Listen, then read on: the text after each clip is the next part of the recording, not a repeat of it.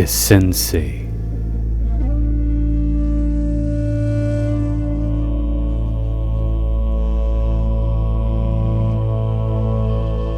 With Armunn Righ and SaYo.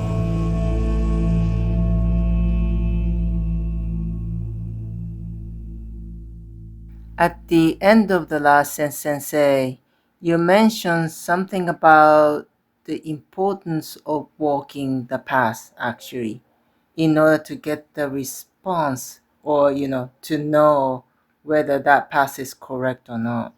Could you elaborate on that? Well, the thing there is, if a mind character remains only in the field of the mind, which let's call it, for the sake of argument, theory, right? You have a theory about how the world is, or a theory about what would work, or, what is correct or not correct for you. You will never confirm or deny whatever that theory is, whatever that view or opinion is, right? So, of course, the mind character needs to apply. So, I think in previous episodes or in other conversations, we've talked about the importance of action, right?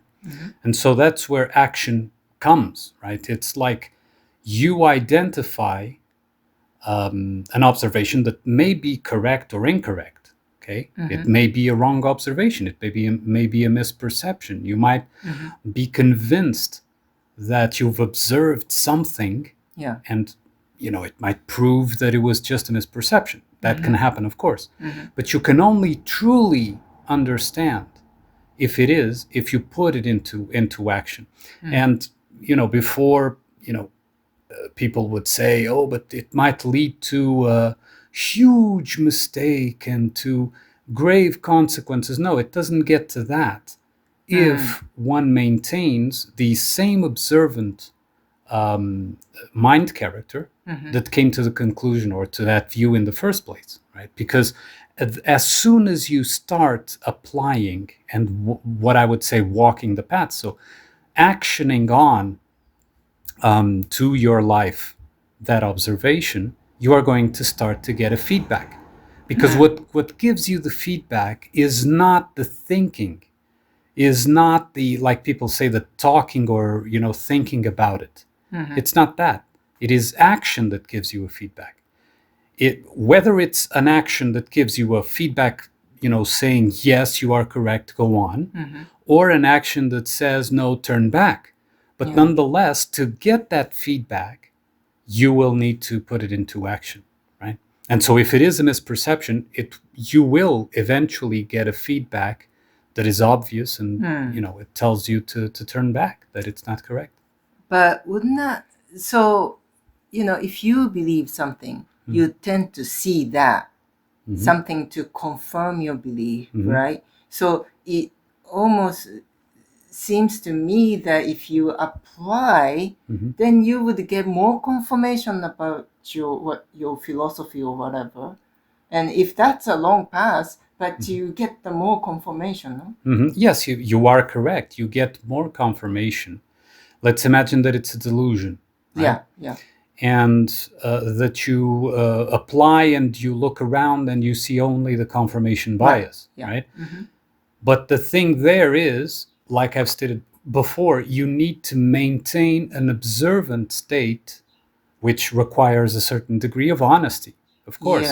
An observant state on the mind character, right? It is like, let's say that you develop or discover that this herb is great for that particular health condition or whatever, right? Let's use this metaphor, right? Would you trust taking that herb if the guy that came up with it didn't take it? You understand? So of course you need to, but the thing is, that is what I'm talking about, right? It is, okay, you take the herb, you first you have that theory, right? Then you have to put it into practice, right? And so you test the herb, and well, in the worst case scenario, you poison yourself, right? You might hopefully, die. hopefully it's not lethal. But Yeah. the thing here is, if you actually have a delusion Yeah. of something that is lethal, then truly I think you're far beyond. I mean, you went Right, you okay. went to an extreme that I don't know if there was a turning back anyway. Yeah. But the point being that yes, of course you can get confirmation bias, Yeah. but actually the best way to remove confirmation bias is to honestly and authentically apply the theory into practice. Because as soon as you get into practice, you start getting the feedback. Yeah. And if you're honest, you will see that it's not correct, right? That it's a delusion. You can use mental gymnastics, and many people do, of course. Yes. You can use mental gymnastics to keep, doing it. Yeah. But the first and bottom line thing of, in that situation is that you're not honest with yourself, right? So we're talking about walk the whatever path, but with honesty. Right. That's the key, right? Of course, yeah. Because people tend to believe in certain framework of beliefs because they want to escape or they want to affirm something, or there is some issue inside, and therefore they tend to attach to something to sort of escape from whatever the issues that they have inside, right? So if that's the case, like there are, thoughts that there are like evil out there, kind of thing. If you really practice that, what would happen? That's what I'm. If they. But practice what? Practice evil? Is that what you mean, or No, the belief in the. How do you even practice that? If your belief is that there is an actual evil. No, but as an entity. But that is where the dishonesty comes from, or comes into the picture, because there is no denying that there's evil out there. However, it's not the only thing that exists. The evil that is out there is part of a system that includes other things that balance it out. Right? In the same way that, in your very body, you have right now regeneration going on. You have, let's call it growth, or some kind of expansive movement, or some expansive process going on in your body. But at the same time, you have decomposition as well, right? For example, you wouldn't digest food if there was no decomposition in your body right now, right? Your bowels need decomposition to digest the food, for example, right? But at the same time, that is not the entire thing. So it would be like zooming. That's why I say it's dishonest, because it would be like zooming in to the intestines and say, look at the, it's all death and decay. Everything is death and decay. And then you zoom out and see that that is part of a bigger thing. And no, I'm not saying that the earth is about it. That's not what I'm saying. I'm using a metaphor, right? What I'm saying is that life isn't made up of the little aspect that you choose to attach to for some reason, usually due to, some anxieties, some traumas, some misperceptions that we carry with us in the memory room, some false memories even, right? And so, of course, we tend to do that. But the key point is, when you walk a path, you have to walk with honesty, and you have to look and see, okay, yes, it is, there is evil, there is death, there is, violence and so on and so forth, but that isn't the entire picture. You're zooming in on an aspect, right?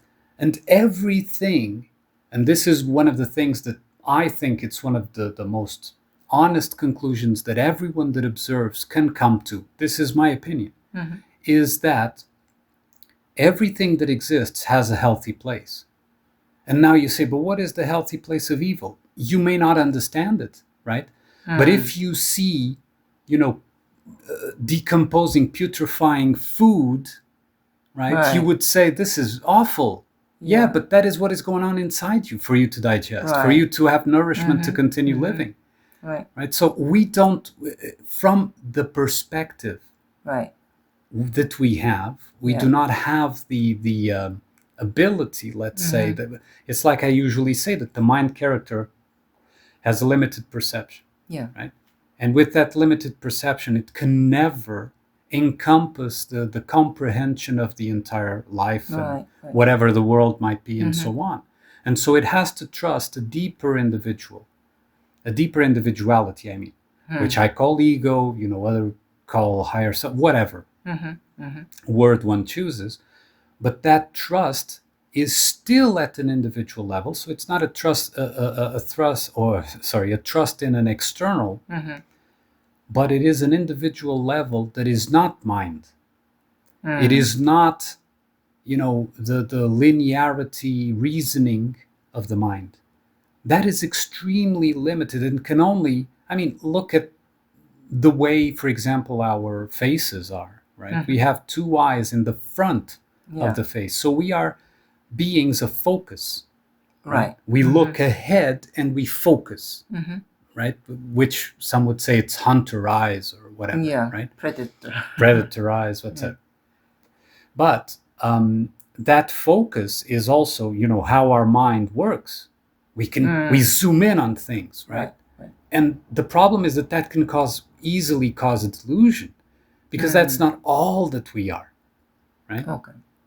So I would say in those cases, if you're honest, it's not that you're not seeing evil. Yes, you are, but zoom out.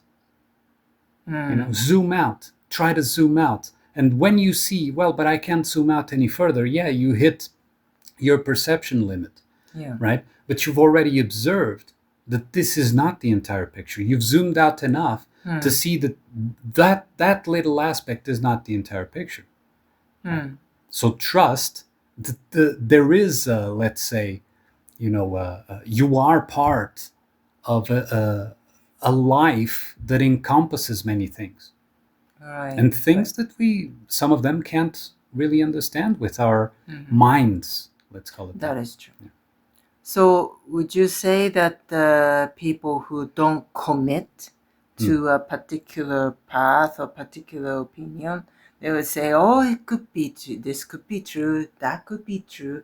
Also, I don't know the truth, so I can't commit to any of those. Because, do you think that's also an escape? Yeah, because, well, first of all, I don't know the truth, therefore I won't walk. But you will never know the truth, right? Not with your mind, you will never know the truth. So if that is the stance, you will never walk. You will just theorize all day long, and for the rest of your life, you will theorize and go around and go around. And what is actually happening there is that is an excuse to stay still in the same place. And when I say the same place, it's not necessarily the same physical place, but in the sense of encountering who you are individually, you avoid it with everything you've got, because you check for truths, not a single truth even, but you check for truths, and you theorize about them, but you never take the step. You see the water, you look at the water, I'll never jump in. You smell the water, you hear the water, but you never dive in. Right. You understand? And when you dive in, you might discover this is cold as heck, or it's too hot, or whatever. But if you don't even, some will even just dip the toes, and then they back off, right? But that's not honest, because the thing is, if you come to me, I'm not pointing at you directly, but if anyone comes to me and says, this is the truth. Oh yeah, then dive in. Let me see you swim first. Swim in that truth and let me see. And they don't do it. Because they're not truly believe. Belief is not the right word. They don't truly know that is correct. Right? Right. And of course, you might say, but with the misperception, you never know. With the limited perception, you never know. Right? But the way to know is to walk it. is to go there, right? And what I'm trying to say and have been saying is that the things we've been talking about here in the Essensei and other conversations and so on are things that were walked and that we are walking, that we are living, we are swimming in that water, right? And of course, we, both of us, are honest, first of all, with ourselves, then with each other, and then with other people. Honest enough to, if one day we find, no, hey, hang on, after all, we were wrong. We would come out and say it. We would come out of the water and say, listen, the water is fine up to that point, but it gets to an area there that is not, it's not the thing, right? Yeah. But you can only get to that if you actually swim in it, right? Okay. So I guess in the past, I tried many things, not necessarily philosophy per se, but some spiritual things or spiritual practices or some body works and stuff like that. But then once I start doing something, and then just a little bit, and I was like, kind of lost interest and then moved to another thing. So in a sense, I didn't walk that particular thing. I tried just a little bit, enough to sort of, in a way that, like you said, that I just dipped just a toe into the water and then came out, and then I lost interest. But let me ask you a question, because I think you've already answered by saying I lost interest. Did you continue stating or considering that path that you dipped the toe and came back was the truth?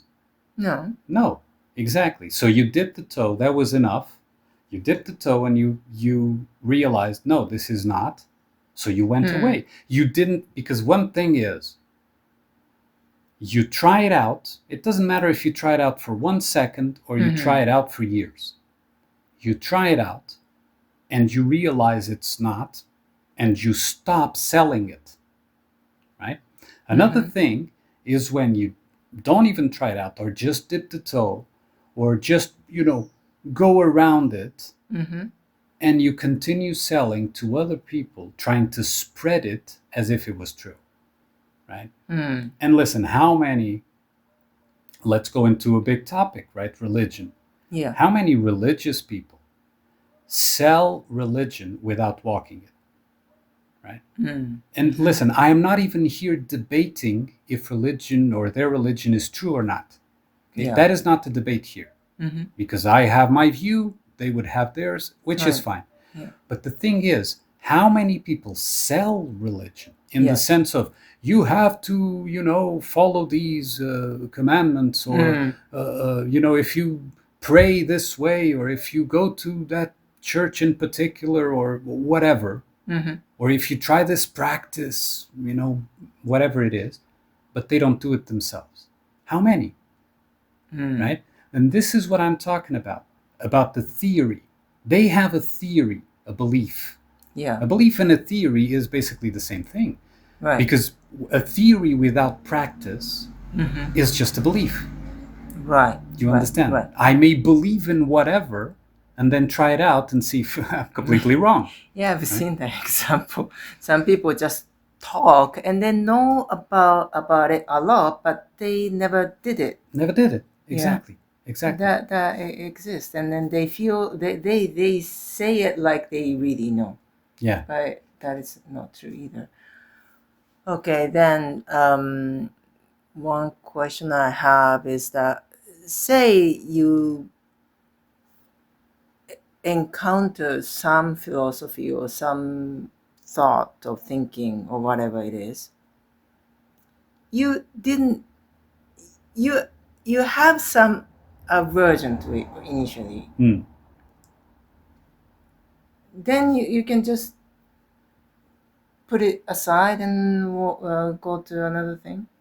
It could be, there might be some, sometimes the truth will hurt, right? You hear okay. and you immediately reject because of whatever you have in.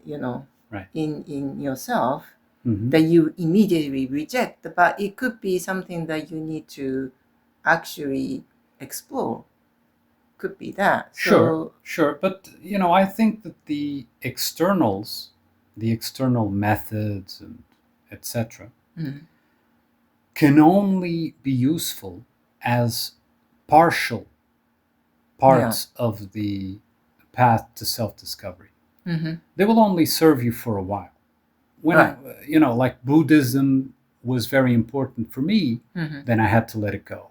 Yeah. Christian Gnosticism was very important for me, then I had to let it go. Mm-hmm. And so on and so forth, right?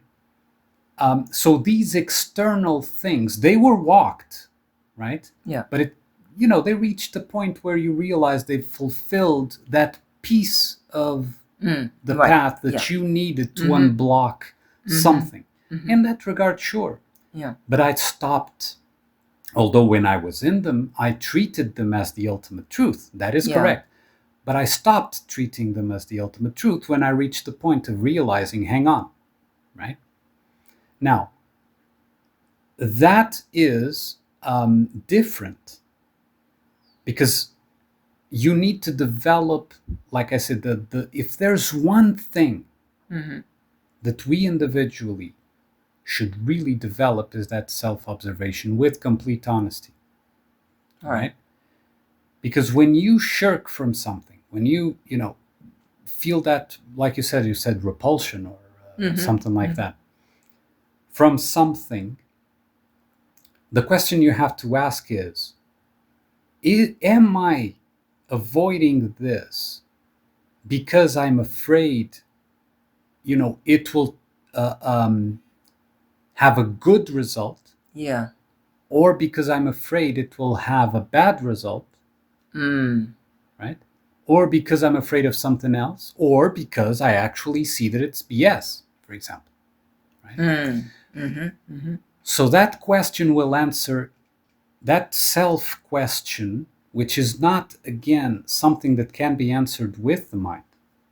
Right. Okay? The mind can ask the question, but the answer does not come from the mind. The answer will come through, let's call it synchronicities, communication with what I would call the ego, so the self, the individuality, the higher self, whatever name people prefer to give it. That's the feedback you're talking The about. feedback that we, right? yes, yeah. Because, again, you may get involved with something that is false. Yeah. With the purpose of unblocking a small piece that otherwise you wouldn't unblock. What I say unblock is, let go of a misperception that otherwise would be harder for you to let go of. Buddhism did that with me. I tell one of the most important incidents in my life was that meditation, that Buddhist meditation that I tell in my book.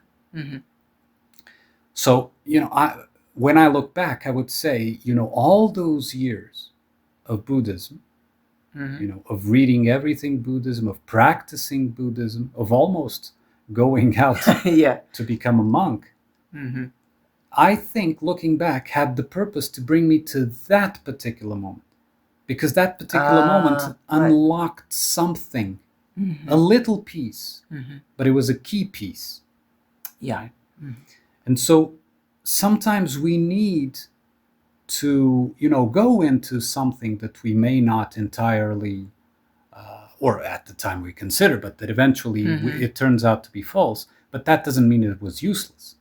Right. And no, I'm not talking in an evolutionary sense. What I'm talking is it has to do with returning to that organic thing that somehow was robbed. We were robbed of in our developing years, let's say. So would you say that I guess that's the important thing here is that you establish your connection to your ego, right? Then if you are sort of pulled towards certain direction, then go there. Is that you would say that? Whatever the whatever it depends you would on the find pull. It depends on the type of pull. Because if it is a pull that is mental, entirely mental, Yeah. or that is entirely, let's say, Emotional. But emotional can be, what I mean to say is that it's entirely, let's call it, for the lack of a better word, an addictive kind of pull. Right. For the lack of a better word. Right. I'm trying to come up with a better word, but let's say addictive for now. I think everyone listening will probably understand what I try to say. Then that pull is not coming from your ego. Right. Ego as higher self. I always have to make this distinction because I think I'm the only one using the word ego as the higher self. Yeah. But I do it for a good reason. Ego means me, so it is the core of the individuality. Right. But anyway,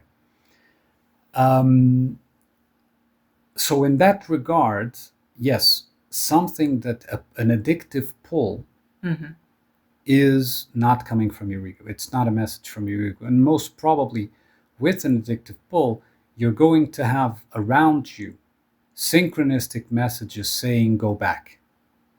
Okay. Whether you pay attention to them or not as a mind character is a different matter. Usually the mind character even blocks them out and pretends not to see them, exactly to ignore what would, in the mind character's view, cause their death.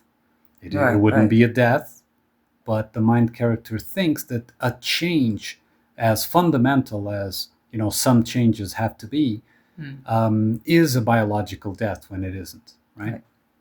So if the pull, however, comes from like those synchronicities, the entire environment, let's say, environment for the lack of a better word, everything that surrounds you beyond the mind seems to, quote unquote, conspire. And this is a quote unquote, okay? Conspire to bring you there. Yeah. Almost magically. Yeah. And I say the word magically because it's only magic due to the limitations of our mind perception, right? Mind and body perception. Then that pull is completely different, right? That pull is coming from the ego, and it is something that you ought to follow, whether it will be the last path you will ever embark on or just another step. That's beside the point, because you can't know. The limitations of your perception can't really let you know what the rest, but that is where trust in yourself comes from, and you have to walk it. If you feel that pull, walk that pull, because you may even be pulled by your ego. So be pulled by the actual organic individual decision center, the actual healthy part of your individuality, to something that is false, to see that it's false. Yeah. You can even be pulled that way. Okay, you want to see where this leads. You're going to understand a lot about your own fake self, right? About the things you think about yourself that have nothing to do with you. So go down that road. Go down that road. At least you will get what you are not. Right. So that can also happen, of course. Okay. So if your attitude is, I will find the true path, and once I find it, I'll walk. That's the wrong approach, right? Of course. You know my feelings about the one true path, right? Right, yeah. You know my feelings about the one answer. I think that the expression that I've used the most in all of our conversations, and not just between us, in all conversations, has been each case is a case. Yes. Right? And it's almost constant that I have to say that, because I ask too many general questions. No, love, but it's not you. It's not you. That's the way the mind works. The mind wants. First of all, it was brought up insecure. Yeah. And when I say insecure, it's not just about individual insecurity, but thinking that insecurity is the truth of life, right? So it aims for security to compensate it, right? And security implies predictability, like we've talked a lot, and I've put in my book as well.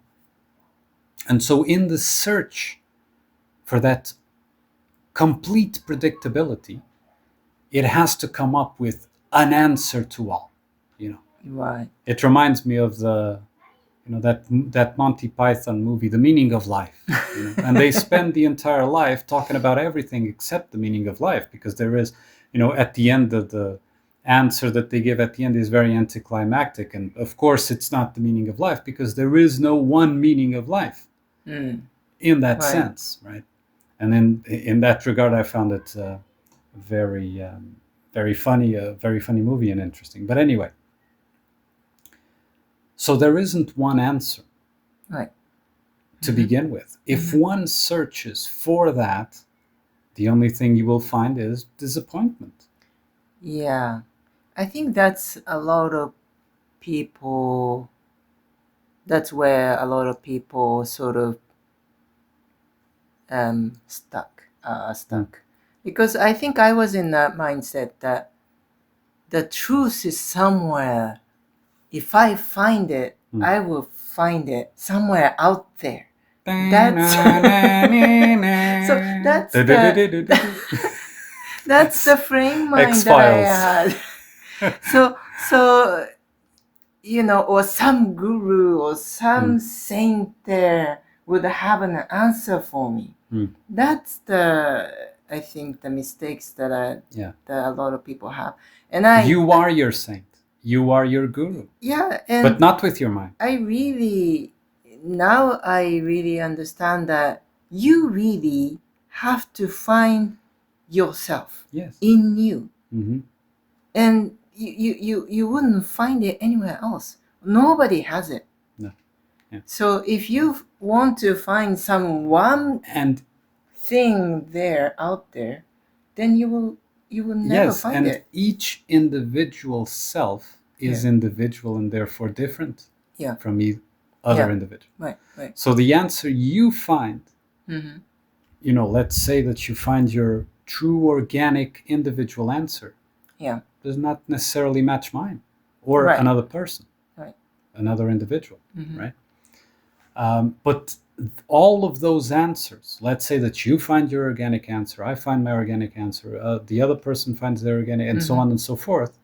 All of these answers conjugate in a certain way. They come together in a certain way. You understand? Work together, if you like. Yeah. When I say work, is not in a mechanical sense, but there's a certain let's say harmony to them when it's the true organic healthy individual answer that these things harmonize. And that doesn't mean that they're compatible, because your, let's say, place in this harmony may be here, and someone else's place in that harmony may be there, right? And if you are close by, you are affecting incorrectly, let's say, right?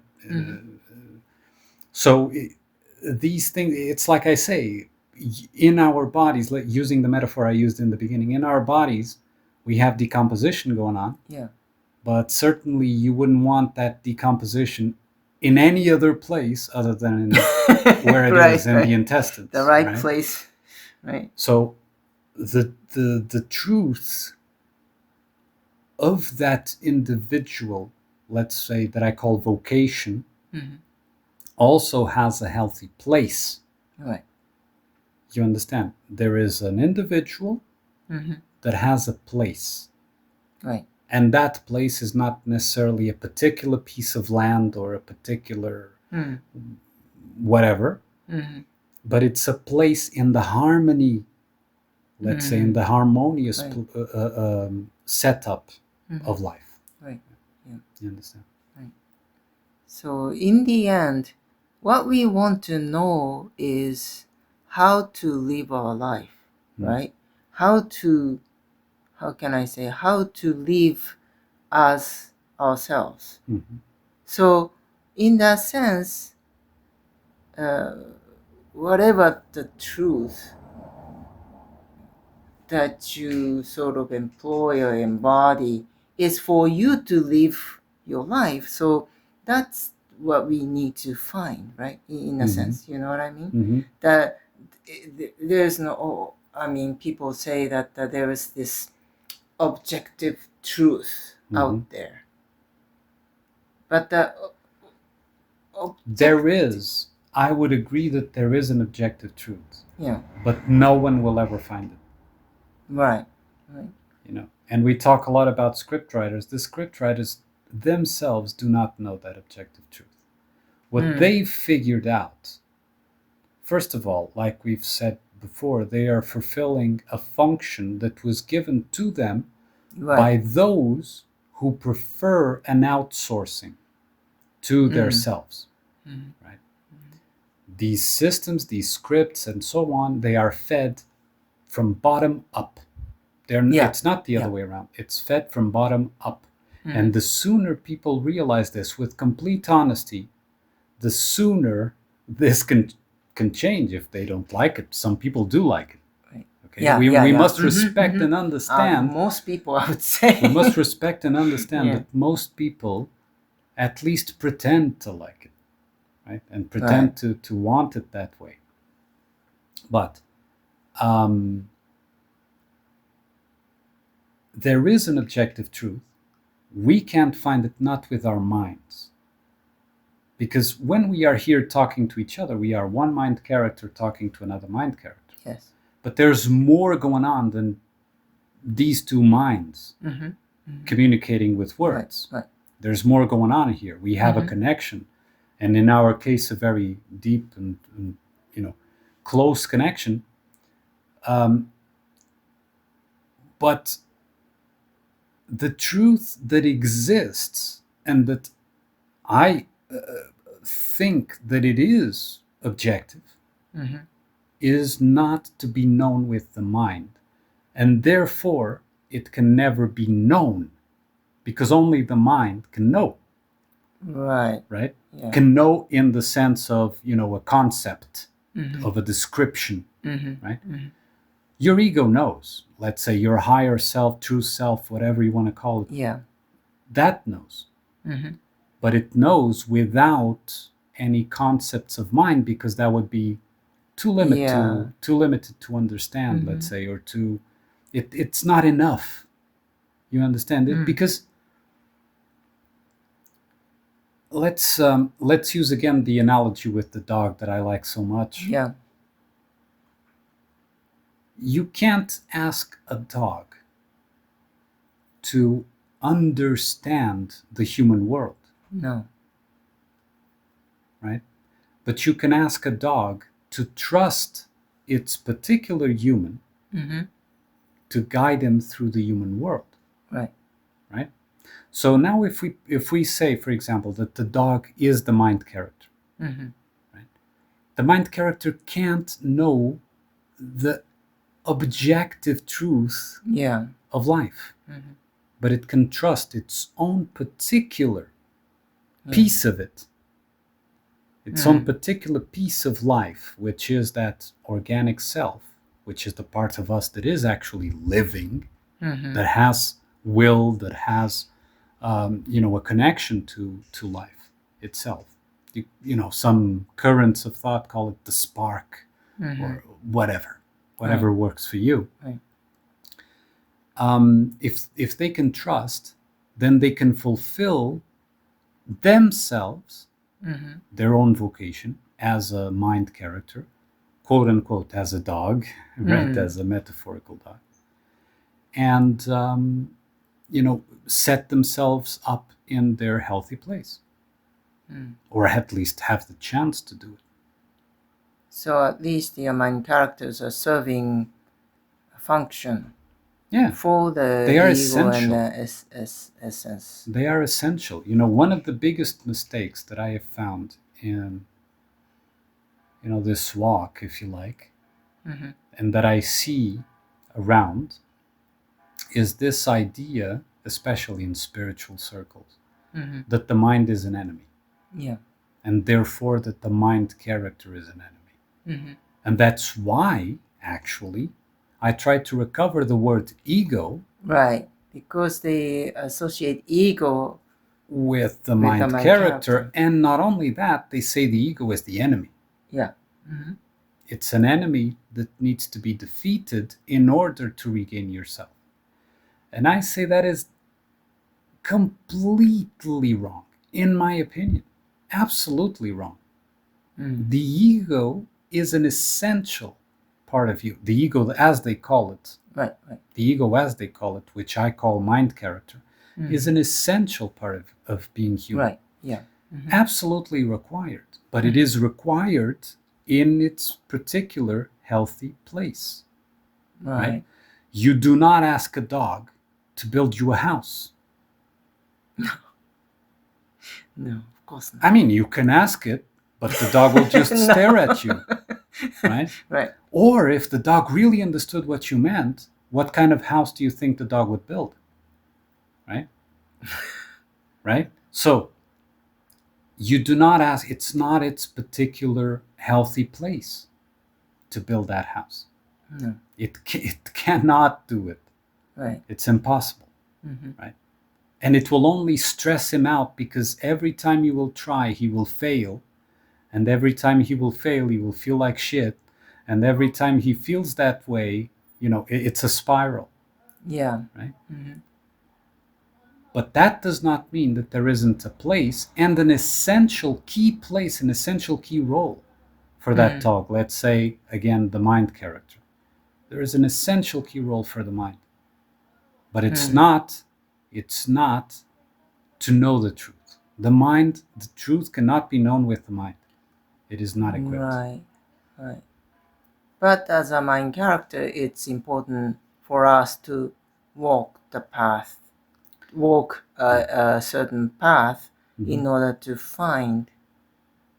But note that if you look attentively and honestly to your individual path, as I look attentively and honestly to mine, most of the steps you took, what they brought you was a realization of what you're not. Right. Yes. Right. Then they don't bring you positives in the sense of no. sense of, oh, this is what I am. No, they bring you what you are not. Why? So that you let go of what you are not. Because again, I say, when we come into this world, we are given from our parents, from those that came before us, a set of things as if they are us. So it's a make-believe, it's a pretense, as if they are us, right? And if we search, like if we really are interested in regaining our organic individuality, the path is then to let go of those things. Right. Okay. And note that these are things that, because if you receive things from your parents, it means that you are receiving things from their parents and from their grandparents and from their great-grandparents and so on and so forth. Right? Because these things, they inflate. It's like an avalanche. Yeah. Right? They grow and grow and grow and grow because everyone passes on to the next, to their children, let's say, this whole package. Yeah. Right? Yeah. And so, of course, it is a heavy load, and it is an unhealthy load. Yes. But the search, what it gives you, is really showing you, oh, you thought you were this, but you're not. So you throw it away. Oh, you thought you were that, but you're not. So you throw it away. And what is being left when you throw these things away is you. Right. And it becomes a clearer vision of who you are, as clear as you can make it with your mind, but you will never see the complete you with your mind. You understand? Yeah. You will only see what the mind character's place in it is. Yeah. But there's far more than the mind character, far more than the mind going on. But every time we undress these things, I call it undressing, undressing these clothes that we're given, the more we approach. That's why some, a lot of people think it's evolution. Yeah. Because it seems like evolution, but you're not evolving to anything. You're letting go. Yeah. You're releasing things. You're not evolving. There's no change to who you are. Who you are already exists. Right. So it's not necessarily so much of walking a path or anything like that, right? How can I say? Like, it's not like you have to find a philosophical path and then walk it in order to know, kind of thing. It's more, how can I say? You just live honestly. Yes, because in listen, a sense. The thing here is, let's say, for example, the scientific method. Yeah. Scientific method is absolutely correct, and it's extremely useful, right? So apply the scientific method to your observations, right? So you observe something. Yeah. And you theorize about that something. So you build a sort of hypothesis or belief about it. Yeah. Right? There's only one way. Put it to the test. Right? If you put it to the test, you will either see, oh, it led me to a correct place, or let's say to closer to a realization of who I am, or not. And then, if you get the signal that it's not, you just turn back. Right. Like I said, I turned back from Buddhism, I turned back from Christian Gnosticism and so on, and other things that in between there were many things. But I walked them. I went into them. So in the scientific method metaphor, you do experiments yourself instead of reading different scientific papers that was produced by others. Come out of the theory. Come out of the theory, because reading someone else's scientific papers is placing a trust in something that you can't trust. Right. You can't trust. Yeah. Simply, because everyone has, let's say, let me try to put it this way. From my observation, every mind character that is not in their healthy place, so did not find their healthy place, has something to sell to you. Right? Because they want to spread to you their own particular misery. This is something that you can observe. At least I do. Right? A mind character that is not themselves has a particular kind of misery they want to pass on to you. Right? Misery loves company, kind of thing? Misery loves company. Exactly. Because they don't want to be alone in that particular state. Let's call it that. Right. So if you accept and you trust someone else's reading, or someone else's apparent or claimed, like you said, experiments and so on, you are trusting someone that is trying to give you what they have. And that usually means one of two things. Either they are selling you BS because they want to include you in their misery, right? Or they are selling you actually an honest observation. However, it is not closer to who you are, because their individuality may be completely different. Right. Unless you actually apply that theory yourself, you would never find that. Exactly. Right. Okay. I think that's good. Thank you very much. Thank you.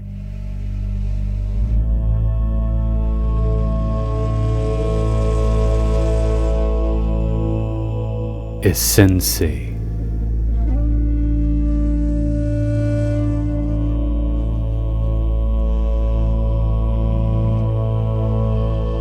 With Armunn Righ and SaYo.